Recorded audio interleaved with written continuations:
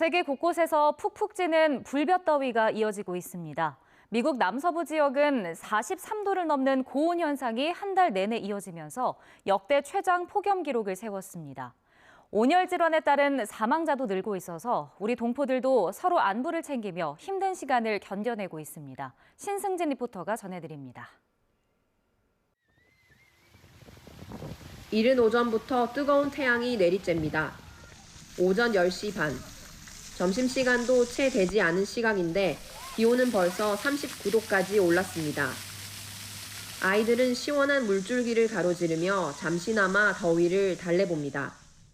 7월 한 달은 시원한 날이 하루도 없이 계속 더웠던 것 같아요. 야외로는 거의 나오지 않는데 이제 수영장이나 이렇게 물놀이 할 곳이 있으면 이제 찾아오는 거예요. 다른 데는 너무 더워서 나올 수가 없죠. 그죠? 애리조나주 대표 도시 피닉스가 불볕더위에 달아오르고 있습니다. 7월 최고 기온은 48도를 넘었고 43도가 넘는 폭염이 무려 31일 동안 이어지면서 기상관 측 이래 사상 최장 기록을 세웠습니다. 이전 최고 기록인 1974년에 18일 연속 폭염을 훌쩍 뛰어넘은 겁니다. 오후 4시 현재 낮 기온은 45도까지 올랐습니다. 가만히 있기만 해도 땀이 줄줄 흐르는 날씨는 8월까지 이어지고 있습니다. 이처럼 견디기 힘든 더위가 기승을 부린 데에는 북반구 전역에 퍼진 이른바 열돔 현상이 주요 원인으로 꼽힙니다.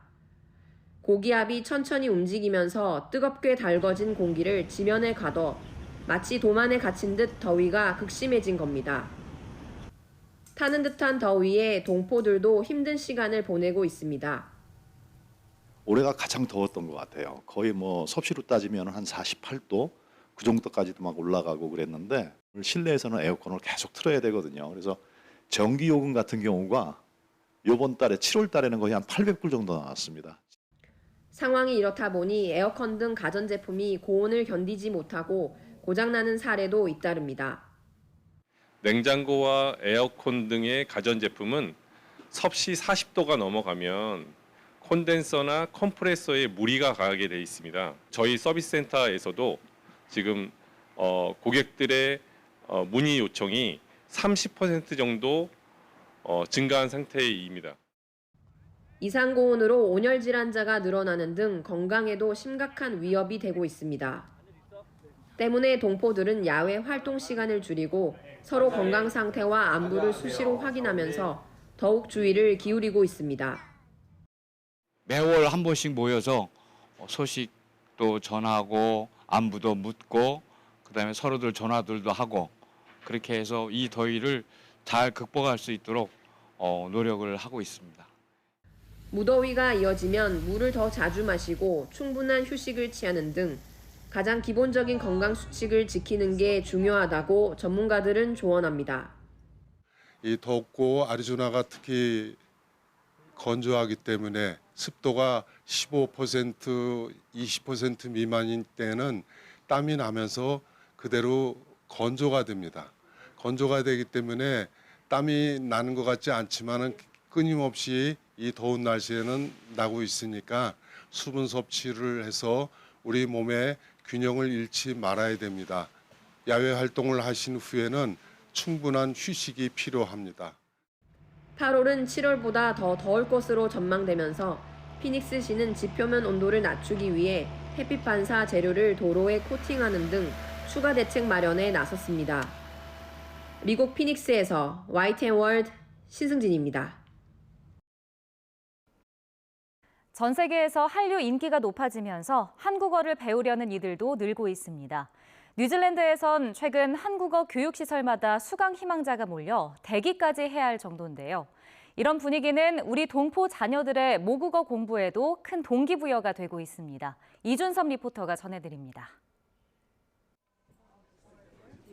평일 저녁마다 현지인을 대상으로 열리는 한국어 수업 현장입니다. 나이도 직업도 다양한 사람들이 우리말 배우기에 여념이 없습니다. 저는 싱가포르 사람이에요. 저는 마운 이든 살아요. 반갑습니다. 네, 감사합니다. 교실을 가득 메운 수강생들의 표정엔 열정이 가득합니다. I think because Korean culture is becoming very popular now, and yeah, it's just very popular in the world right now, especially with K-pop and so on. My plan is to learn it so I can be proficient when I travel to Korea, like to make basic conversations.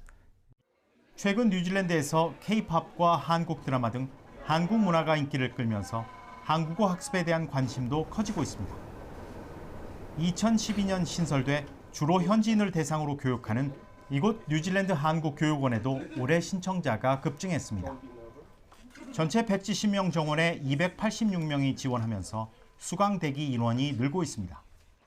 지원 동기, 그걸 보면 대부분 이제 K-드라마나 K-팝이나 이런 것들에 대한 관심을 시작으로 해서 한국 문화가 좋다, 문화에 대해서 더 알고 싶다, 또 한국을 이해하려고 하는 노력, 그런 관심이 주요 요인입니다.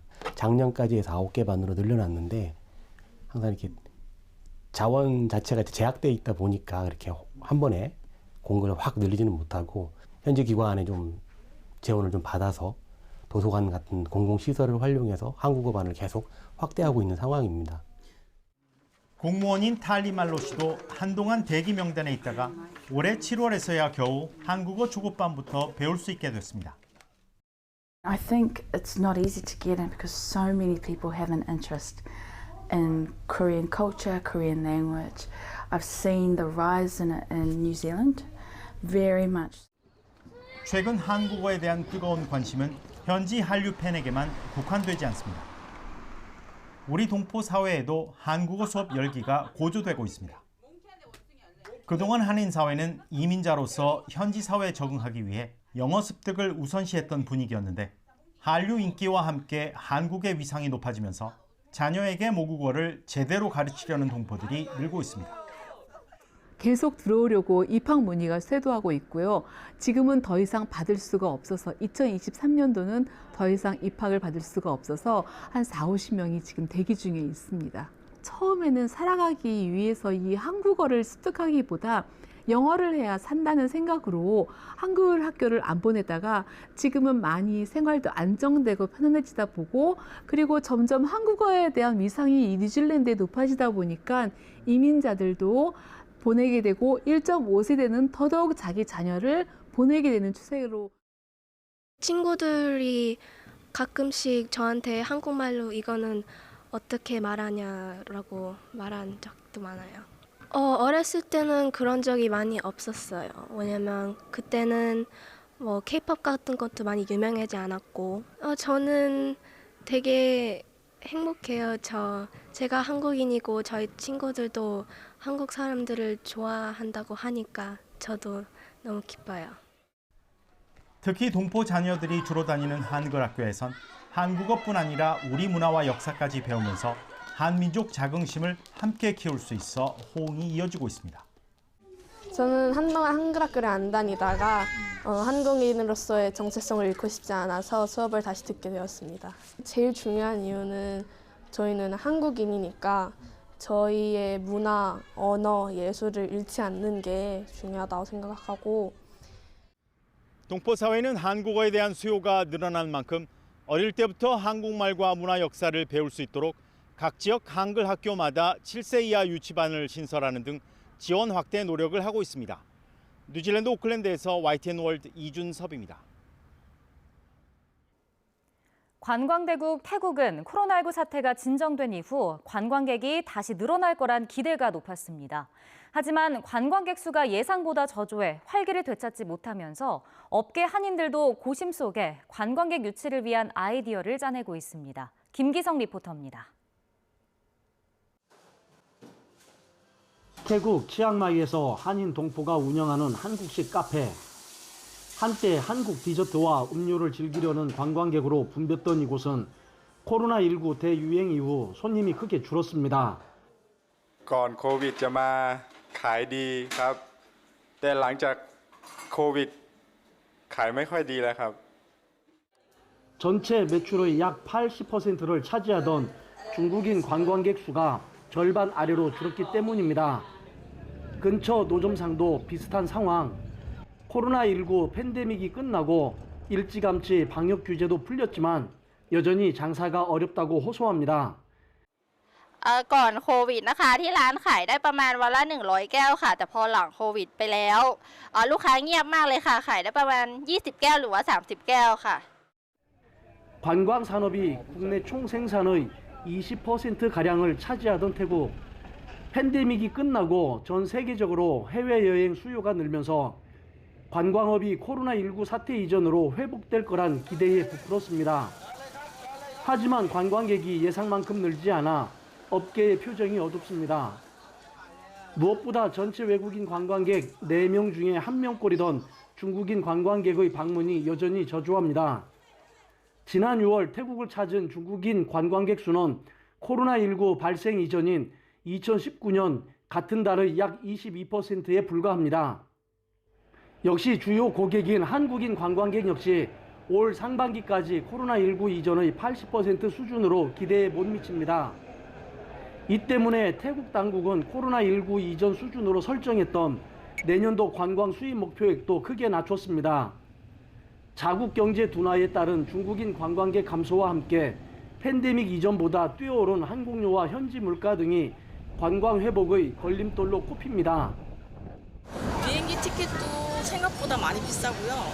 그리고 예전에 먹던 식사비에 비해서 식사비도 체감 물가는 거의 2배 정도? 많이 달라지고 조금 깨끗해졌는 반면에 물가가 너무 많이 올라가지고 좀 이제 한 번에 여행 오기는 조금 부담스러운 것 같아요. 가족 단위 여행객을 위한 인프라가 부족하다는 지적도 나옵니다. Everything was great, but there was some things like baby changing area and baby facility was lacking. That was one thing we found in a Mexico. 이에 따라 관광업계에 종사하는 우리 동포들은 손님을 맞기 위한 개선책 마련에 고심하고 있습니다. 옛날 같지는 않죠. 그래서 인테리어도 좀 더 신경 쓰고 음식도 더 맛있게 하려고 노력하고 식자재도 좀 더 좋은 걸로 쓰려고 노력하고. 한국 여행사들도 한두 군데씩 복귀를 서두르고 있습니다. 서비스의 질이라든가 그들에 대한 안전, 그다음 모든 면에서 아마 여행에 불편함이 없도록 모시도록 이렇게 노력하겠습니다. 현지 한인 관광업계는 한국과 태국 간 하늘길 등이 온전히 복구되면 한국인 관광객이 늘 것으로 기대하고 있지만 안팎의 경제 여건이 쉽지 않은 만큼 좀 더 지켜봐야 할 상황입니다. 태국 방콕에서 YTN 월드 김기성입니다. 지구 반대편 브라질에 우리 동포들이 공식적으로 이민 첫 발을 디딘 지 올해로 꼭 60년이 됐습니다.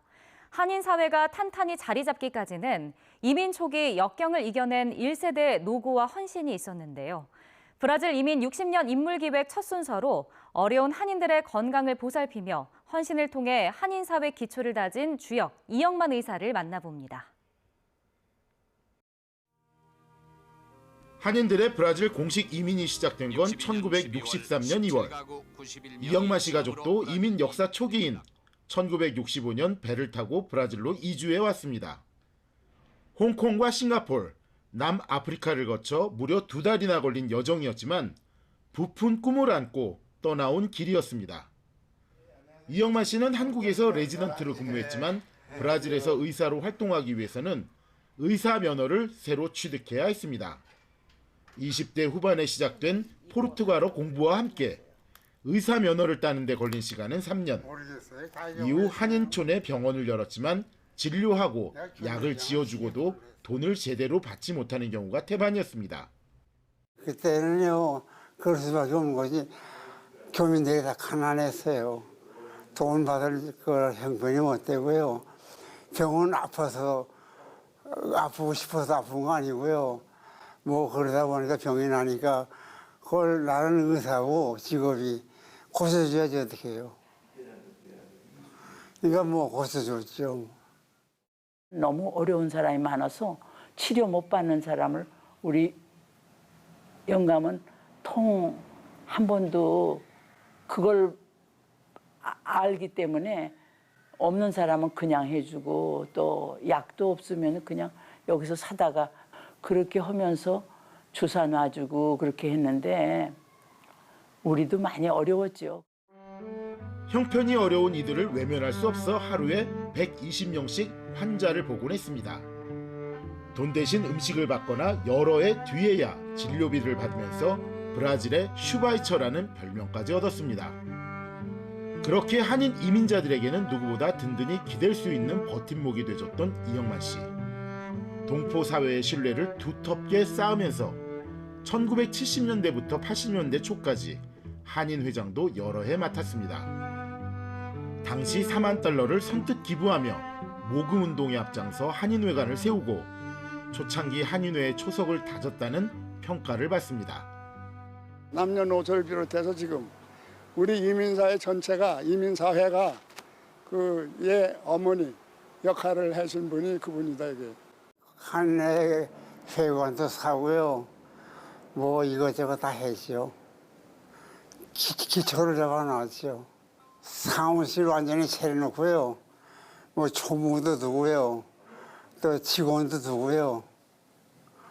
그리고 한인회 무슨 한인사회에 무슨 일이 있으면 또 도와주고요. 이렇게 했다고요. 한인사회가 브라질에 뿌리내릴 수 있도록 누구보다 앞장서 봉사해온 세월.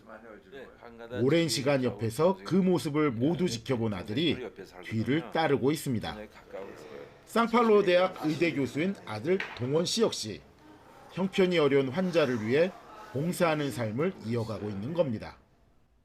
아버님은 수술 조수석에 15살부터 14살부터 조수석이 시작했다고요. 수술 병원에 다니면서 한국을 이민 왔으니까 포르투갈 말도 포르투게스 말도 못 하시고 한국말 하시니까 그러니까 그걸 일찍부터 많이 봤어요. 그 아버님 도와주는 거 그러고 봉사하는 것도 보시고. 이영만 씨가 수술실 하나, 입원실 하나로 시작된 병원은 이제 6개의 수술실과 15개의 병실을 갖춘 채 자녀들이 운영하고 있습니다. 90세를 코앞에 둔 이영만 씨는 부축 없이는 걸음을 옮기는 것조차 힘들고 책상 위에는 각종 약과 영양제로 가득합니다. 그런데도 지금도 가능하면 한인촌에 나가 동포들 사는 모습을 들여다보곤 합니다. 길에서도 만나면 젊은 사람들이요. 인사도 하고 그러는 건 우리는 잘 모르는 사람인데 부모들한테 그런 소리를 이 선생님한테 많은 도움을 받았다고 그런 얘기도 듣고 또 잊지 않고 우리를 기억해 주는 것이 내 남편을 기억해 주는 것이 가장 저에게는 행복합니다. 브라질 한인 이주 60년의 산 역사이자 동포 사회가 든든히 서기까지 아낌없이 베풀고 봉사해온 이영만 씨. 서로 돕고 함께 성장하는 동포의 참 의미를 오롯이 실천해온 삶을 이제는 후세들이 이어받아 꽃피우려 합니다. 브라질 상파울루에서 YTN월드 김수환입니다.